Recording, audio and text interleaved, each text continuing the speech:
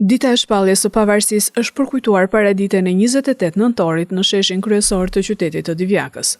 Merrnin pjesë qytetarë të shumtë, nxënës shkollash, përfaqësues të pushtetit vendor dhe përfaqësues të besimeve fetare. Të pranishmit janë përshëndetur nga kryetari i bashkisë Josif Gorea, si dhe përfaqësuesi i kishës ortodokse At Pandeli Sota. Është kënaqësi e veçantë për mua që të uroj këtë festë, të ngrej këtë flamur, që për mua ngjelet festa më e madhe e Shqipërisë moderne. Kemi fatin e madh që ai flamur, ai plak i moçëm, ai njeri i madh i asaj dite të shënuar, kaloi edhe pranë kësaj trevës tonë.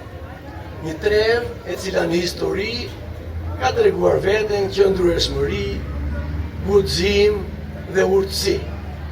Kisha është katolike dhe përgjithshme, domethënë një pandar. Feja edhe populli janë një të pandar. Jemi kështu qofshin bashkuar për ditë, gëzuar për shumë jetë. Pas ceremonisë së ngritjes së flamurit, pjesëmarrësit kanë ndjekur një koncert organizuar nga Qendra Kulturore Divjak.